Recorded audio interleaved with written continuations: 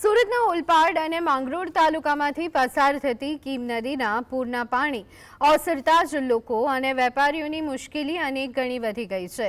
કીમ 4 રસ્તા નજીક આવેલી પાલુદ જીઆઈડીસીની કંપનીઓમાં ભારે તારાજી સર્જાઈ। કમરથી છાતી સુધીના પાણી ભરાતા કામદારોનું રેસ્ક્યુ કરવું પડ્યું।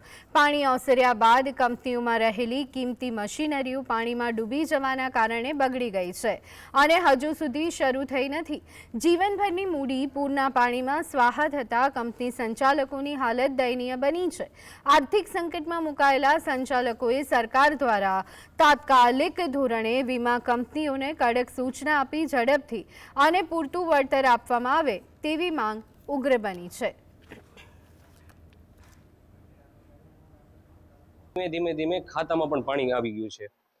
મારા ખાતામાં સમજી લો કરોડોનો માલ પડેલો છે, કરોડોના મશીન છે, જે બહારથી ઇમ્પોર્ટ કરાવેલા મેં મશીન છે, એ બધા જ મશીન ડૂબી ગયા પાણીમાં। મારી નજરની સામે મારી જીવનની મેં મૂડી લગાવેલી બધી જ વસ્તુ પાણીમાં ધોવાઈ ગઈ। શું માંગ છે સરકાર પાસે? સરકાર પાસે મારી એક જ માંગ છે સર, કે ભાઈ વીમા કંપની વાળાને કહેવામાં આવે કે ભાઈ જે વસ્તુ જરૂરત નથી, કે ભાઈ જે વસ્તુ જલ્દી થતી હોય એ વસ્તુ કરે પહેલા।